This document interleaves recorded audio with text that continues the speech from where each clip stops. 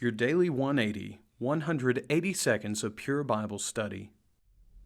Is it true that the churches of Christ teach that all you have to do is be baptized and you're okay? Welcome to this, your Daily 180 Bible study. This week, we're asking the question, is baptism important? Now, there are those who seem to think that the churches of Christ teach the idea that all you have to do is be baptized. Listen, I can't answer for every group out there that has the name above their door that says Church of Christ, but I can tell you about the Church of Christ you read about in the New Testament, the Church of the living God, the Church of God that is revealed within the pages of the Bible. And the reality is that baptism is absolutely essential, but it's not baptism only.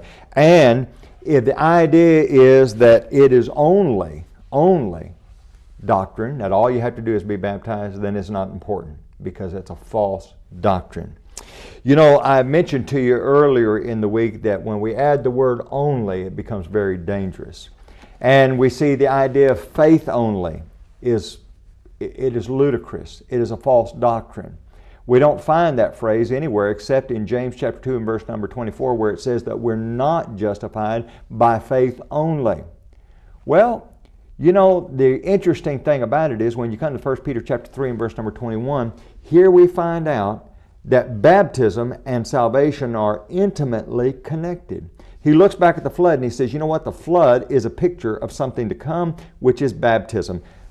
The flood was a type. Baptism is the antitype. And notice what he says in verse number 21. There is also an antitype or a like figure which now saves us, baptism.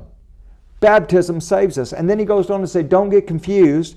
He says, not the removal of the filth of the flesh, but the answer of a good conscience toward God through the resurrection of Jesus Christ. You really want to have a clear conscience and realize, as Hebrews chapter 8 and verse number 12 says, that He'll remember your sins no more, then you need to be obedient to the commands of God. And you understand then that in baptism, sins are washed away. Why?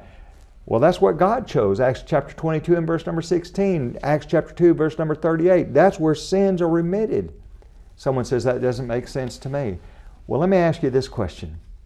Are you willing to study the Scriptures and trust God and obey God? That's the real question, friends. And if we realize then that we can trust God and God says that He removes sins in baptism, then we need to be obedient to Him. Join us again next week for your Daily 180.